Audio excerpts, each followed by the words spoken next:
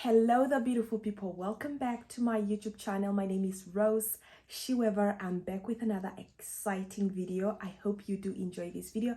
If it's your first time being here, please do give this video a thumbs up and also subscribe to my YouTube channel, and don't forget to let me know in the comment section what was your experience like, maybe teaching or being a caregiver to children or other languages. And this video is, I think it's a general perspective. It's not more about how to teach or something like that, but it's the experience of what did I learn from teaching Chinese children. And it's interesting to see, to start off by saying that Chinese children are not special compared to any other children. I mean, this could be experience of just teaching children from anywhere in the world, but because my experience comes from China, obviously I'm going to talk about China. So I've written them down on my phone and I'm going to share with you guys now. And as I said earlier, if you have any comment, you can also let me know in the comment section. I hope this is more of a dialogue, but not me talking to myself.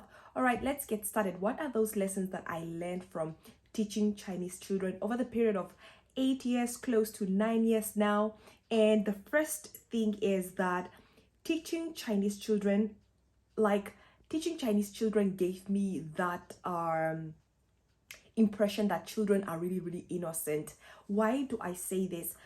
There are lots of stereotypes that we experience from day to day here in China, but when it comes to children, the children themselves, they do not have these stereotypes. They're just innocent. They just love you. They are very curious. They love you just the way you are, and they are very innocent.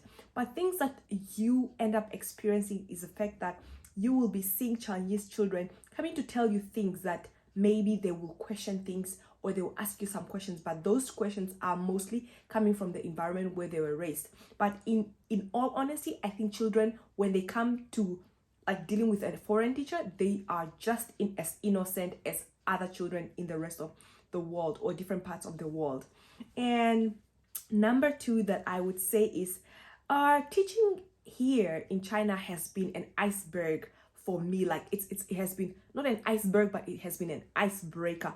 I can see how I am dealing with children here in China, and I'm just like imagining, I'm like, this is just like taking care of children actually, because I've gained so much experience dealing with children from different perspectives, like maybe to say camping, summer camps or winter camps, or dealing with children from kindergarten, from pre-primary schools, or tutoring from home, or tutoring in big classrooms. And that was just like a very eye-opening experience, because it's like an icebreaker on parenting. And I would definitely use some of the lessons that how I'm dealing with the children, that those lessons maybe going to apply them into my own real life, like taking care of my own children, because it gives you this opportunity just to learn how to take care of children, and how to deal with children. Some children will come up with different tricks, and you as a caregiver, definitely you will need to be smart and able to react or act according to how these children act with you. So that was like an icebreaker for me, and I'm taking away so much great experience of hoping that I could apply that in my own family one day.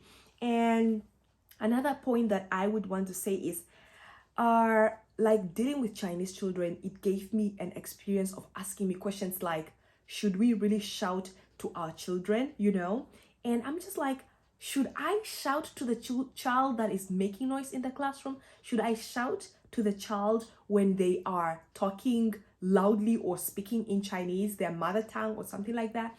Those are the questions that like popped in my head. I'm like, should we shout to our children? And I've asked this question to certain ladies or certain parents. I'm not a parent myself, but I've asked certain parents and they were like, yeah, you should try to communicate better. And other parents were like, children should not what?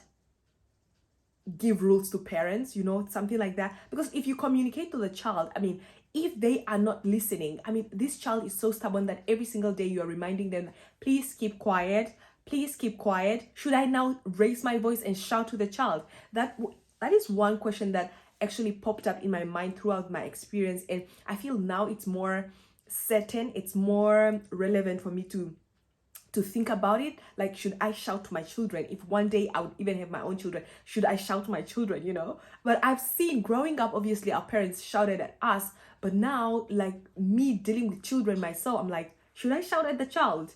Am I providing enough energy, love, by shouting to the child when they're not listening? Should I shout? That is one challenging question that I've came across experiencing being with Chinese children. And I'm like, I would like to hear from you. What do you think about this? Should we shout to our children as a caregiver, as a parent, or as a teacher? What do you think about that?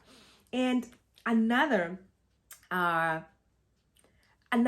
aspect or lesson that I learned is some children just need more time. You know, you could be a great teacher, like you could give them so much attention, but at the end of the day, some children just need more time. And that I've also learned from experiencing being with Chinese children. And another lesson that I learned is patience that we apply in our real life, that's the same patience that we will apply with children. I'm telling you, I think I've narrated that, should we shout to children? And that also brought me to this third point that I'm talking now, saying patience that we apply in our real life, that's the same patience that we should apply to children. Like the patience that we apply in our real life, that's the same patience that we should apply to children. Even as a teacher, I'm constantly challenged to say I need to be patient with these children, because some will not just listen, some will just not understand the instructions, some will just not want to do what you're trying to tell them to do in the class, and some will just not look at you, you know, some will just not speak English as it's a classroom, some will just do what they wish to do in the classroom. And that is actually a constant challenge as a teacher, to be very patient with children. And the patience that I'm talking about here is the same patience that we apply in our real life. So the same patience that you apply in your real life, you can as well apply it when you're dealing with children, and as a teacher or as a caregiver. And another point that I picked up when dealing with Chinese children is I should give equal attention to all children. You know, even raising your own children, you can have so many children,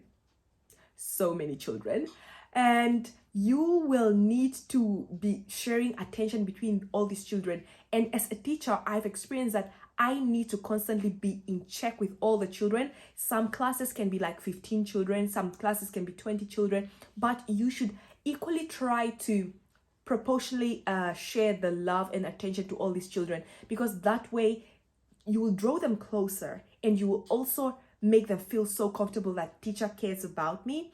And also at the same time, that is just going to enhance the level of them paying attention to you and also absorbing whatever you're trying to teach them. So I do believe that as many children that are surrounding us, we should try to equally share the attention to all of them. Despite the fact that some are very naughty, some are very attentive, we should still be able to share equal attention to all the children. And the next point that I want to share is try even with the slow students. It's often we teachers focus on fast students. I do remember I am a very fast student, and I'm a very disciplined student back in the days. Even in real life now, if I'm in the classroom, I really want to pay attention, you know.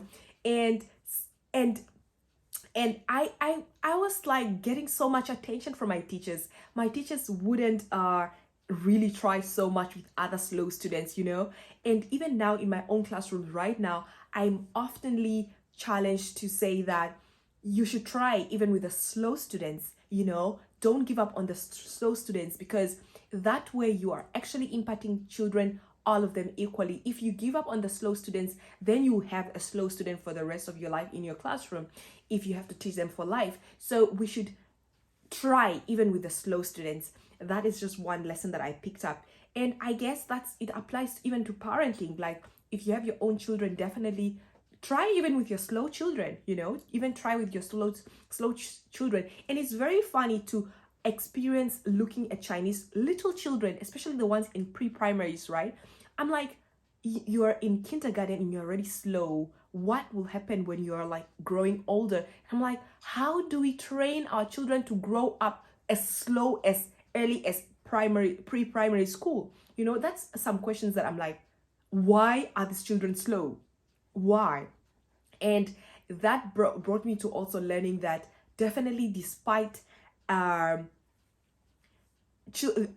brought me to a point that despite children having a lot of resources, that does not, you can have the best resources for the children, but sometimes situations and circumstances will bring them a different outcome from what you wish for your child, you know.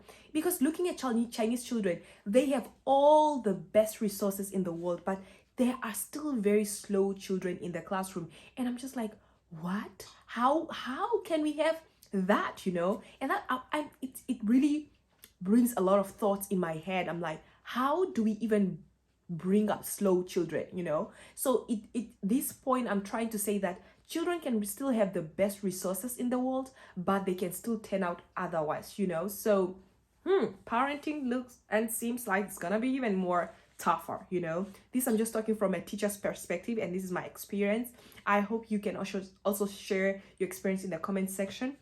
The next point that I would like to share with you guys is even when you are the best teacher, you might not be the right teacher for your children, you know. It's so funny. Being the best teacher would not really equal to the best results for the whole classroom.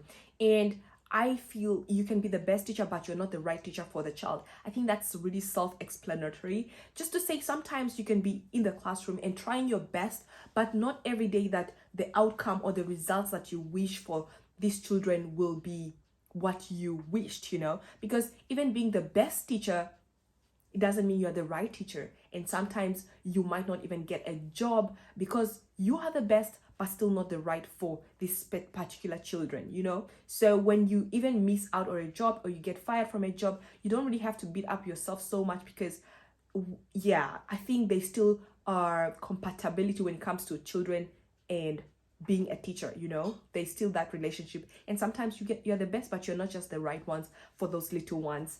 And this brings me to my last point, where I want to share that from teaching Chinese children over the past couple of years, I've experienced and realized that Chinese children are really, really smart, like very, very smart. I've seen the Chinese education system. It can be very difficult, but I like the way they bring up children especially at an early stage, where they give a lot of opportunity to the child to explore with painting, with art, dancing, with English, with Chinese, with badminton, with calligraphy, with, like, they have just so many classes, martial arts, piano classes. You know, Chinese parents really do try their best to provide a lot of opportunity for their children. And I think that is a very great takeaway, to say, even when the child is 1, try. Even when the child is 2, try. Because it will enhance the child's performance at the end of the day. And I can see that the way parents train Chinese children, they bring out the best from from their children, and they're very, very smart. Like, Chinese children are very smart. At an early age, a child can be able to read or speak. Even like the way we teach them English, I'm just like, wow, you guys are so little, but you're still able to speak English, you know. And I think those are some great takeaways that I learned from teaching Chinese children. And I hope this video, maybe you're a parent or you're a teacher, I hope this video had helped you in one way or the other of dealing and taking care of your little ones, or even your old ones. But yeah, that was the purpose of the video. Until my next video, I would tell you to stay humble, stay positive, and work hard towards your goals. And bye.